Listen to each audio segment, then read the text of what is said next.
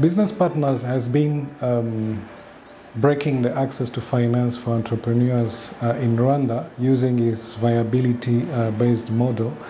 And up to now, we have assisted a lot of entrepreneurs, but now with the Second Chance program, we wanted to put focus on women-owned businesses so that we can build capacity with their businesses and improve the investment readiness of those businesses.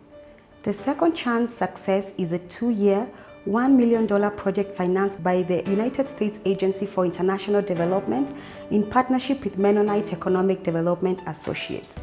Our primary goal of this project is to identify and test strategies that remove barriers to women entrepreneurs accessing capital. Businesses that are owned by women tend to face several challenges.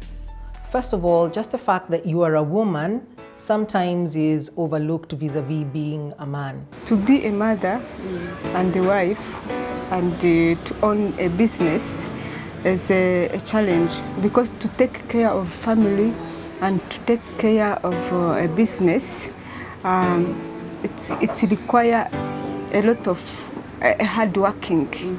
Yeah, that's why it is not easy to manage a business as a woman. If I give an example from my experience, it's one thing to bake, right? But it's a different ball game to actually run a business in baking.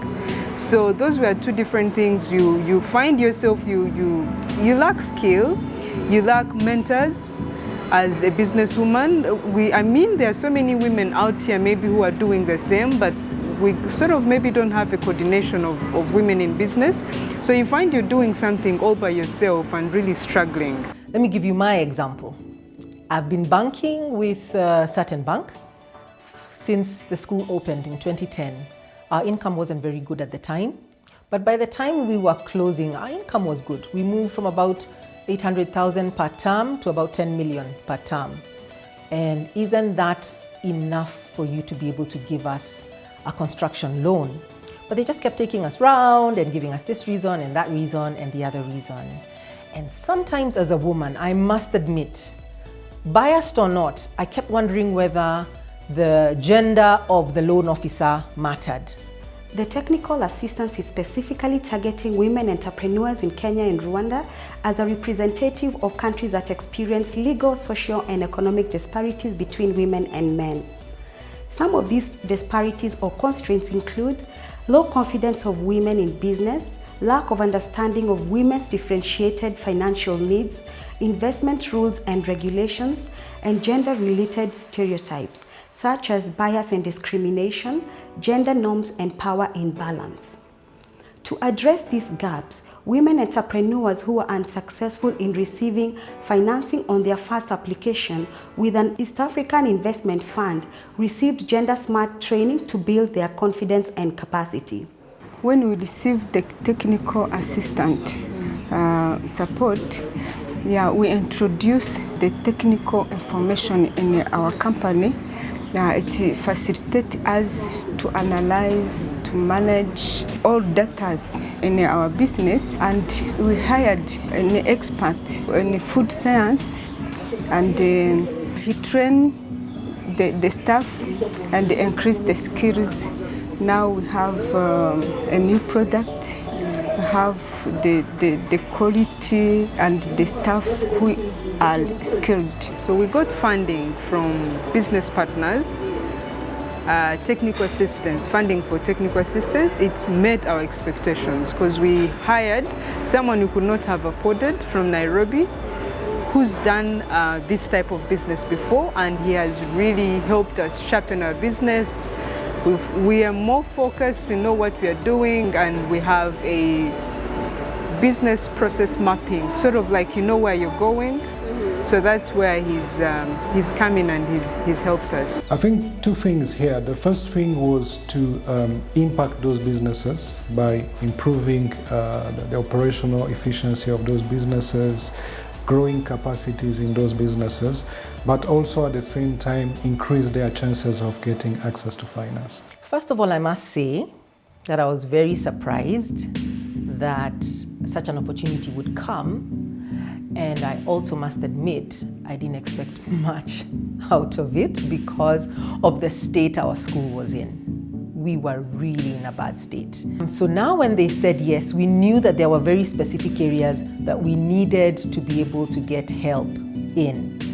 And that's the point where now our expectations were like, okay, so if we're going to be getting this TA from BPI, then we would want at least to get help in marketing.